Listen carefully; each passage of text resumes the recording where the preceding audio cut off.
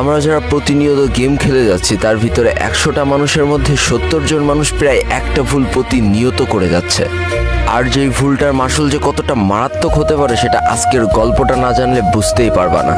বন্ধুর প্রতি বন্ধুর যে ভালোবাসা এবং দিন শেষে তাকে হারিয়ে ফেলার যে বেদনা, এটা শুনলে তুমিও আমার মতো অনেকখানি কষ্ট পেতে চলেছো। তাই এই ছোট্ট ভুল থেকে ঘটে যাওয়া বড় একটা দুর্ঘটনা যাতে তোমার লাইফেও ঘটে না যায়, তাই আজকের ভিডিওটা সম্পূর্ণ দেখতে থাকো। আর যেই গল্পগুলো মানুষের জীবন থেকে নেওয়া হয় সেখান থেকে অনেক কিছু শেখার থাকে। আজকের গল্পটি উঠে এসেছে কুমিল্লা থেকে, আর যার সূত্রপাত ঘটেছিল 2022 সালের মাঝামাঝি অবস্থানে।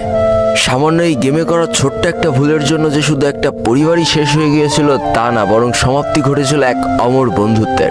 কি অদ্ভুত একটা ব্যাপার না, গেম থেকে তৈরি হওয়ার সম্পর্কটা গেমের জন্যই চিরতরে শেষ হয়ে গেল। মূল বিপত্তি 2022 সালের মাঝামাঝি অবস্থায় ঘটলেও এই জিনিসটার সূত্রপাত হয়েছিল 2018 সাল থেকে। সময়টা ছিল 2018 সাল।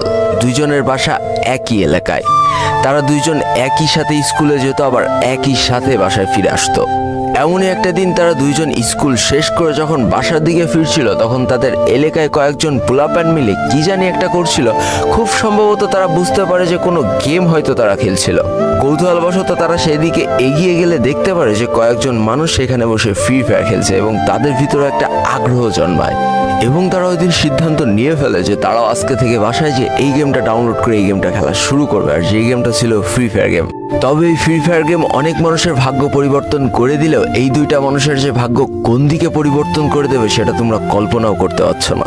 তো যেই কথা সেই কাজ, যেহেতু তারা ছোট ছিল সেহেতু তাদের নিজস্ব কোনো ফোন ছিল না, তবে বাবা মার ফোনে তারা প্রথম এই ফ্রি ফায়ার গেমটা ডাউনলোড করে ফেলে এবং যথারীতি সবাই যেভাবে খেলে তারাও সেভাবে খেলা শুরু করে দেয়। 0 লেভেল থেকে 10 লেভেল, 10 লেভেল থেকে 20 লেভেল, 20 লেভেল থেকে 30 লেভেল।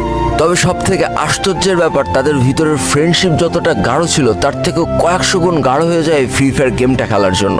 তারা স্কুল থেকে এসে যখন ফাঁকা টাইম পেত তারা সবসময় একসাথে এই ফ্রি ফায়ার গেমটা খেলা শুরু করে এবং সব থেকে ভালো ব্যাপার তাদের লেভেলও কিন্তু একসাথে আপ হচ্ছিল। তাদের বন্ধুত্বটা যে কতটা গাঢ় ছিল সেটা বোঝানোর জন্য সেই ছেলেটা আমার কাছে একটা ছোট্ট গল্প করেছিল যে তারা যখন নতুন ইভেন্ট আসতো তখন সেই ইভেন্টগুলো কিভাবে নিত তোমরা জানো?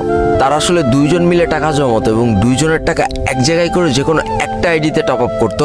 তো আজকে ধরো একটা নতুন ইভেন্ট এসেছে, এই ইভেন্টটা এক বন্ধু নিয়েছে, তার কয়দিন পরে যখন আরেকটা ইভেন্ট আসতো তখন আবার দুইজনের টাকা এক জায়গায় করে আরেকটা বন্ধু ওই ইভেন্টটা নিত। এই করতে করতে একটা দিকে তাদের বন্ধুত্ব যেমন গাঢ় হচ্ছিল, অপরদিকে তাদের কিন্তু আইডি লেভেল আস্তে আস্তে বাড়ছিল। তো এই করতে করতে 2018 সাল গেল, 19 সাল গেল, 20 সাল গেল, 21 সাল গেল, তারা পা দিল 2022 সালে এসে। আইডির লেভেলও কিন্তু 65 লেভেল আপ হয়ে গিয়েছে। আর সব থেকে মজার ব্যাপার, তাদের দুইজনের আইডির লেভেল একই সাথে সাথে বাড়ছিল, অর্থাৎ দুইজনের আইডির লেভেলই কিন্তু 67 লেভেল ছিল। সব থেকে দুঃখের ব্যাপার ছিল তাদের দুইজনের ডিভাইস কিন্তু সমান ছিল না। একজনের ডিভাইস মোটামুটি ভালো থাকলেও আরেকজনের ডিভাইস কিন্তু দিনকে দিন খারাপ হতেই চলেছিল। কিন্তু তারা যেহেতু এখনো এসএসসি পাস করেনি তাই কোনোভাবেই নতুন ফোনের আবদার করা খুবই বোকামো ফ্যামিলির কাছে। তো কি আর করা যাবে, প্রতিনিয়ত যেমন হাজার হাজার প্লেয়াররা ডিভাইসের কাছে হেরে যাচ্ছে, তেমন দুই বন্ধুর মধ্যে এক বন্ধু আস্তে আস্তে হেরে যেতে শুরু করে ডিভাইসের কাছে। তার ডিভাইসটা আস্তে আস্তে খারাপ হতে থাকে এমন একটা পর্যায়ে যে তার ডিভাইসের ব্যাটারি একেবারেই নষ্ট হয়ে যেতে শুরু করে। অর্থাৎ সারাদিন পরে স্কুল শেষ করে পড়াশোনা শেষ করে যখন রাতে দুই বন্ধু একসাথে গেম খেলতে বসতো তখন এক বন্ধুর ফোনে চার্জ থাকতো না, তখন সে কি করতো, চার্জে লাগায় গেম খেলতো। তারপরেও কি আর করা যাবে, ফোন অত্যাধিক মাত্রায় গরম হয়ে যেত, তারপরেও চার্জে লাগায় খেলতে তো হবেই। এইভাবে বেশ কিছুদিন চলার পরে তাদের বন্ধুত্বের মাঝখানে একটা ফাটল চলে আসে। অর্থাৎ যেই বন্ধুটার ফোন ভালো ছিল সে বিভিন্ন অনলাইনে টুর্নামেন্ট খেলতে শুরু করে। তোমরা জানো বাংলাদেশে প্রচুর টুর্নামেন্টস অ্যাপস আছে, আর যেইখান থেকে সে টুর্নামেন্ট খেলা শুরু করে। আর এটার জন্য সে তার বন্ধুর সাথে খুব বেশি গেম প্লে করার সময় পায় না। এদিকে এক বন্ধু টুর্নামেন্ট খেলছে, ওইদিকে আর এক বন্ধু ম্যাপ ম্যাচ খেলছে। তো ম্যাপ ম্যাচ খেললে তো আইডি লেভেল একটু বেড়ে যায়। এই করতে করতে 2 লেভেল আপ হয়ে গিয়েছিল যেই বন্ধুটার ডিভাইস খারাপ ছিল, অর্থাৎ যে একটু কম পারতো তার লেভেল হয়ে গিয়েছিল 69। আর যে এখনো পর্যন্ত টুর্নামেন্ট খেলেই যাচ্ছিল তার লেভেল সেই 67তেই পড়েছিল।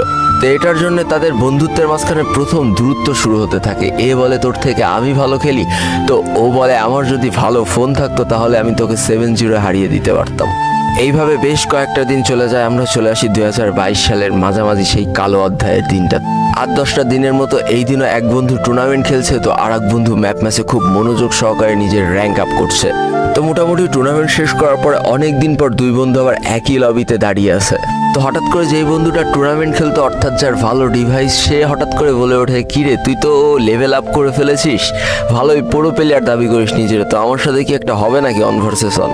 তো যেই বন্ধুটার ফোনটা খারাপ ছিল সে বারবারই বলতে থাকে যে দেখ বন্ধু, আমার তো ফোনে চার্জ নেই, আমার প্রচুর পরিমাণ ল্যাগ দেবে, এমনি ফোন চার্জে লাগানো রয়েছে আর ফোন প্রচুর পরিমাণ হিট হয়ে রয়েছে, আজকের দিনটা বাদ দে, কালকে তোর সাথে খেলা হবে যখন আমার ফোনে চার্জ থাকবে।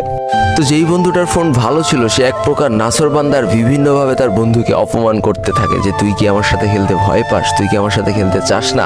আর একইভাবে যেই বন্ধুটার ফোন খারাপ ছিল সে বারবার রিকোয়েস্ট করতে থাকে যে কোনোভাবে আজকের দিনটা খেলিস না, আজকের দিনটা আমার ফোন আর চাপ নিতে পারছে না, আমার ফোনে চার্জে লাগানো রয়েছে, কোনোভাবে ফোন একেবারে হিট হয়ে রয়েছে, আমি ফোন দিয়ে কোনোভাবে খেলতে পারবো না তোর সাথে। তো শেষমেশ কি আর করার, সেই নাসরবান্দা বন্ধুর অপমানের জ্বালা সহ্য না করতে পারে যেই বন্ধুটার ফোন খারাপ ছিল সে অবশেষে চ্যালেঞ্জ অ্যাকসেপ্ট করেই ফেলে এবং রাজি হয়ে যায় তার সাথে অন ভার্সেস অন একটা কাস্টম খেলার জন্য। তো যেই কথা সেই কাজ, হয় আজকে বন্ধুত্ব আরও গাঢ় হবে, নাই বন্ধুত্ব আজকে এইখানে শেষ হবে, তাও ওয়ান ভার্সেস অনে কেউ কারো ছাড় দিতে রাজি না। প্রথম ম্যাচে যেই বন্ধুটার ভালো ফোন ছিল সে জিততে পারলো, দ্বিতীয় ম্যাচ কিন্তু ঠিকই সেই যার নষ্ট ফোন সেই জিতেছিল। আর এই করতে করতে তাদের মধ্যকার স্কোর যখন 3-2 হয়ে যায়, তখন যেই বন্ধুটার নষ্ট ফোন ছিল সেই বন্ধুটা হঠাৎ করে দেখা যায় তার ক্যারেক্টার আস্তে করে কম্পিউটার হয়ে গিয়েছে। তো যেই বন্ধুটার ভালো ফোন ছিল সে তো অলরেডি 3-2 এগিয়ে গিয়েছে, সে অলরেডি নিশ্চিত হয়ে গিয়েছে যে তার বন্ধু তার সাথে কোনোভাবেই পারবে না এবং সে হয়তো ভয়তে গেম ছেড়ে চলে গিয়েছে, তাই তার ক্যারেক্টার কম্পিউটার হয়ে গিয়েছে। এই চিন্তা ধারণা থেকে সে তার বন্ধুরা আরো বেশি করে পিটাতে থাকে আর চিন্তা করে যে স্ক্রিনশট নিয়ে কালকে সবাইকে দেখাবে আর বলবে যে আমার বন্ধু আমার থেকে কম পারলেও তার মুখের ফাপড় কিন্তু হেভি লেভেলের, সে সবার কাছে বলে বেড়ায় সেই সব থেকে ভালো প্লেয়ার। তো এই করতে করতে বেশ কয়েকটা রাউন্ড পার করে ফেললো, কোনোভাবে তার বন্ধু আর গেমে ব্যাক আসে না।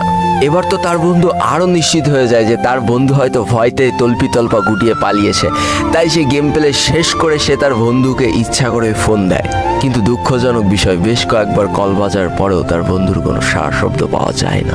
15-20 মিনিট পর তাকে খেপানোর জন্য আবারও যখন বন্ধু তাকে ফোন দেয়, তখন হঠাৎ করে সেই বন্ধুর বাবা ফোনটা রিসিভ করে কাঁদো কাঁদো কণ্ঠে বলে ওঠে যে তার সন্তানের কারেন্ট শর্ট করেছে আর তাকে ডাক্তারখানায় নিয়ে যাওয়া হচ্ছে। মুহূর্তে তার বন্ধুর মাটির তলা থেকে পা সরে গিয়েছিল যে তার ভুলের জন্যই কি তার বন্ধু আজকে কারেন্ট শর্ট খেয়েছে। আর শুধু তাই নয়, তার 1 ঘন্টা পরে নিউজ আসে তার বন্ধু আর এই পৃথিবীতে বেঁচে নেই। এই কথাগুলো যখন সেই বন্ধু আমাকে বলছিল তখন তার চোখ দিয়ে অনর্গল একের পর এক পানি পড়ছিল। দেখো, এই ভুলটা আমরা অনেকেই করি, অনেকে চার্জে লাগায় গেম প্লে করতে থাকি, দিনের পর দিন গেম প্লে করছি, কিন্তু এইটা একটা বড় চিন্তা করছি না যে কোনোভাবে যদি শর্ট সার্কিট থেকে আমাদের কারেন্ট শর্ট করে তাহলে রাত্রেবেলা বাঁচানোর মতো কেউ থাকবে না। তখন হয়তো পুরো পরিবারটা তোমাকে হারিয়ে শোকে পাথর হয়ে যাবে আর তোমার কোনো একটা বন্ধু এরকম কেঁদে কেঁদে হয়তো আবারও আমার কাছে এসে এই গল্পটা বলবে। একটা কথা বলি, গেমের থেকে জীবনের মূল্য অনেক বেশি। শুধু শুধু চার্জে লাগায় গেম খেলে নিজের জীবনটাকে ঝুঁকিপূর্ণ করে কোনো লাভ নেই। এখনো সচেতন হও, নিজেকে ভালোবাসতে শিখো আর মানুষের কথায় প্রভাবিত হয়ে কখনো one versus one custom challenge করে বসো না। তুমি হয়তো তোমার অবস্থান থেকে ভালো খেলো, তোমার সামনে যে আছে সেও হয়তো তার অবস্থান থেকে ভালো খেলে। আর যারা ভালো খেলতে পারছে না তাহলে তাদের পিছনের কারণটা একবার হাতড়ে দেখার চেষ্টা করো। হয় তাদের ভালো ডিভাইস নেই, নাই তাদের ভালো গান স্কিল নেই, নাই তারা হয়তো গেমে বেশি টপ আপ করতে পারে না দারিদ্রতার কারণে। তাই বলে এই নয় যে তুমি একটু ভালো খেলা শিখে তাদেরকে অপমান করবা।